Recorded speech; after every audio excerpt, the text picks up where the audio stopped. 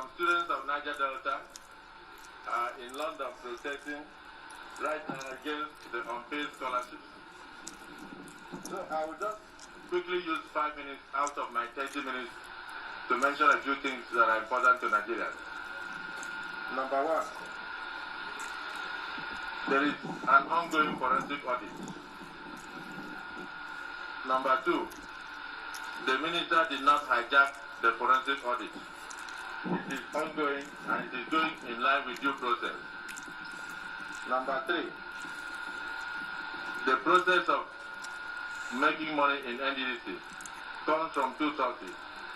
One from the federal government of Nigeria through statutory allocation, and the other one from internally generated revenue that comes from the oil companies through the 3% that is allowed in the law. Number four, no staff of NDDC, to my knowledge, was sacked, because part of what you are to unravel is you said, and other issues. So no staff of NDDC was sacked, to my knowledge. And even the COVID allowance that was mentioned here, so the staff that are on leave also receive the COVID allowance, and they are getting their monthly salaries. Number five, files from NDDC are not missing. They have been handed over to the forensic auditors. In fact, the first set of files to be handed over were about 8,000 files in number.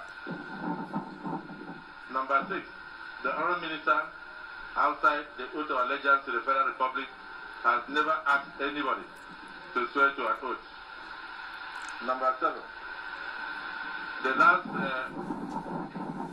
IMC management of the Commission did not spend 8 billion. The total expenditure before the funded committee that they spent was about 23 billion, which is before you, because I'm sure you have the figures from the Central Bank of Nigeria. Number seven, the question of official card for any management of the NDDC does not arise because they were renting vehicles at the rate of 200,000 a day, and that is part of what we want to change. And recently, Mr. President, in Council, approved that about 90 vehicles should be purchased. And for the first time in 19 years, NDDC is now going to have its own vehicles as part of the changes. The Federal Executive Council approved it recently.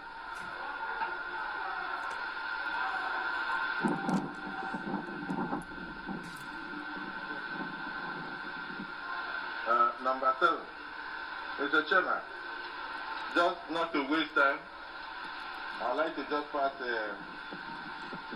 document to you. This, please, who is in charge? Mr. Chairman, I'm COVID-free. I have my test results. So this is a document I'd like the chairman to look at. Oh, including this. Mr. Chairman, some of the allegations here is that because we watch it on television, whether from Skype or any other place, was that a former acting MD was told to take oath.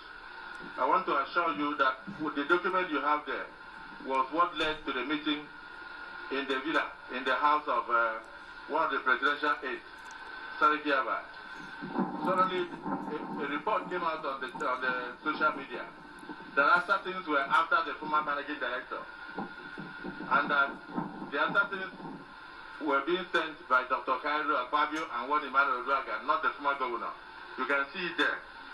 Secondly, the allegation of Dr. Cairo being a murderer and all sorts of things came out, and they came out from the former MD. So there was need for us to have a meeting to find out from her whether there was a problem or not. And in that meeting, two presidential aides were in attendance in the villa, and there was never any issue of oath. There was never any issue of oath taking to be loyal to the minister or for allegiance or to sponsor presidential ambition or other. And as the chairman, just for the notice of the committee, I have no presidential ambition. Then, as part of my 5 minutes, before I go into my real presentation,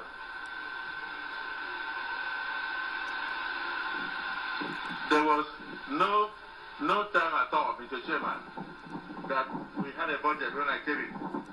There was no budget. and as a senator of the Federal Republic and a former minority leader, I know what that means.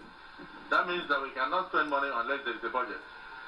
So the 2019 budget of the NDDC was not available.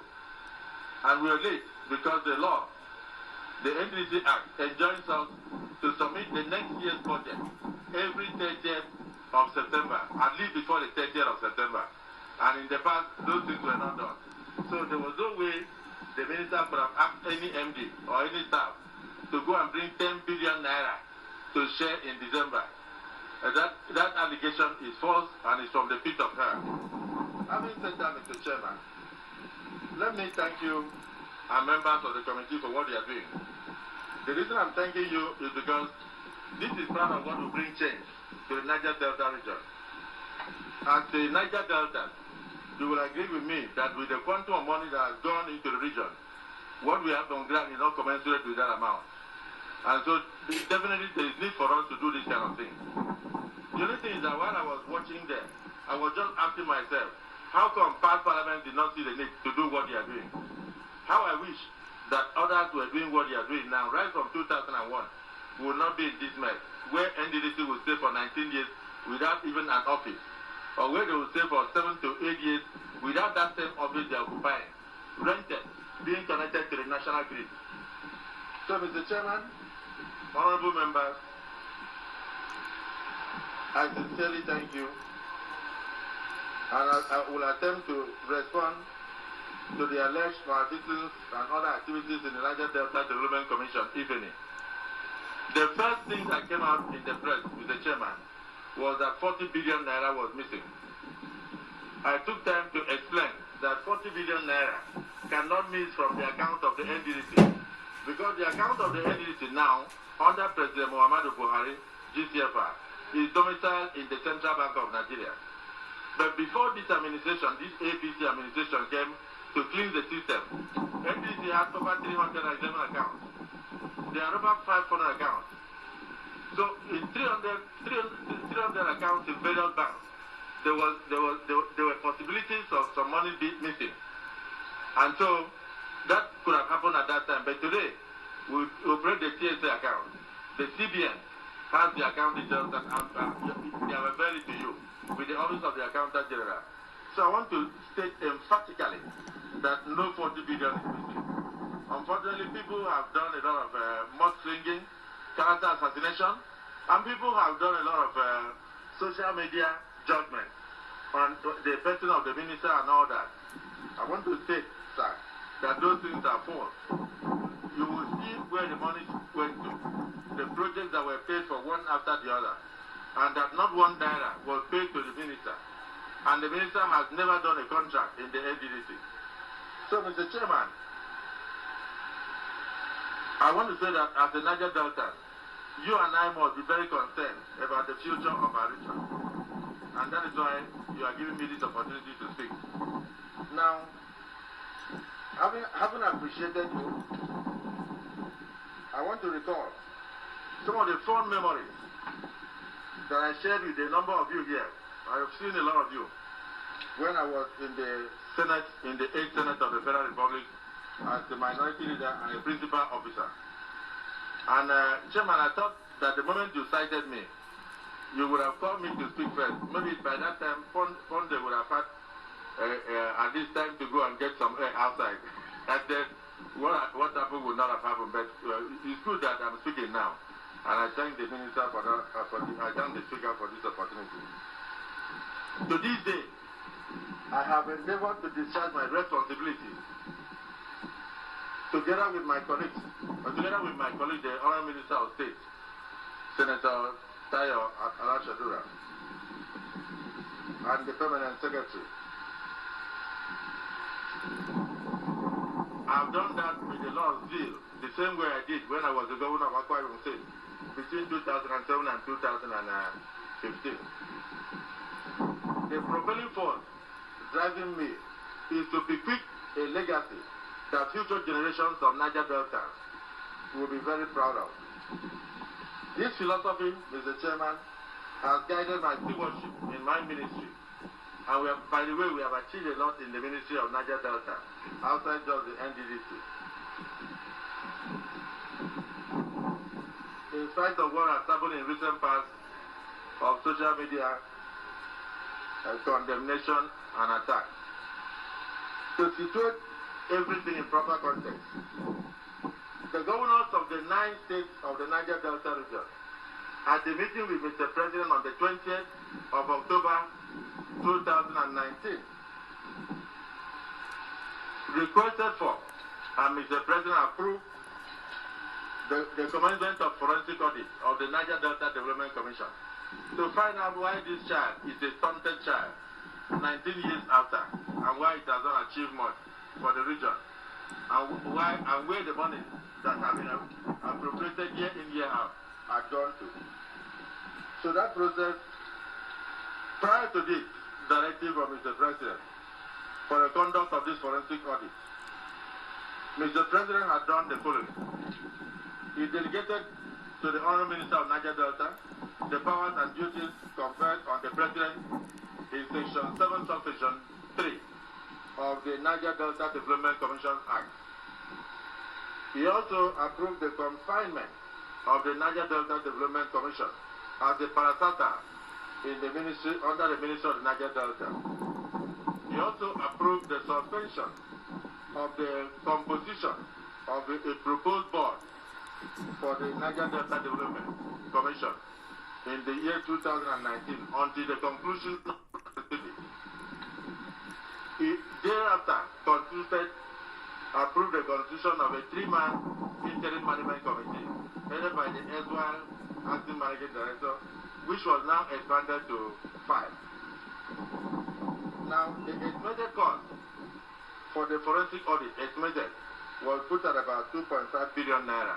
Mr. President also approved that should be reflected in the 2019 budget of the NDDC and should be settled by the NDDC. The composition of the board for the NDDC in 2019 was put on hold by Mr. President until the conclusion of this forensic audit. Now, the Honorable Committee is adequately informed that a component part of the NDC budget comes from the annual national appropriation as a single line route, and of which the 2020 Appropriation Act, signed into law by the President on Tuesday, December 17, 2019. No, this was 2020. Mr. Chairman, just a slight correction because it's on your record. 2020. It actually went into force on 1st of January. However, in 2019, which was what you were asking about in terms of budget, the federal government had made provision for 100 billion for the NDDC as statutory transfers. Out of this 100 billion, at least to my knowledge to date, the federal government has remitted the sum of 71 billion 195 million 23,528 naira and 62 kobo to the NDDC for the activities. That's in terms of the 2019, out of the 100 billion that was appropriated for them. So the President approved the funding of the forensic audit exercise by the estimated total cost of 2.5 billion. And that was to be sourced from the budget of the NDDC. Now, the processes leading to the final award of contract for the lead consultant of the forensic audit was only completed in March 2020. And at that time, luckily, Mr. Chairman, the 2019 budget of the NDDC was passed by the two houses. So that is when we now proceeded to give the letter of award. And then, Mr. Chairman, I'm sure they must have corrected it for you. The clerk of the National Assembly, while conveying the letter to us and the NDDC through the office of the SGF, actually conveyed passage of budget of 2020.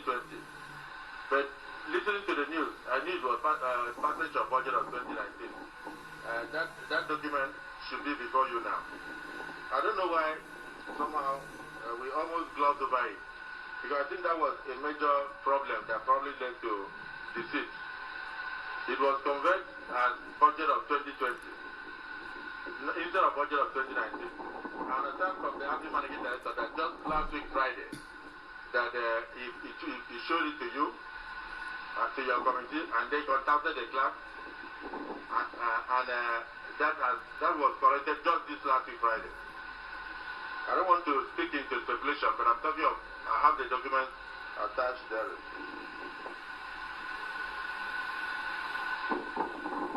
So, Mr. Chairman, on the package of your 2019 budget for the NDDC, and statutory appropriation, which was just passed February, concluded on the 4th and 5th by the two houses. I believe the NDDC now had a budget of 2019, and this is done in 2020. But that budget was to end on the 31st of May. A lot of underground current went into it.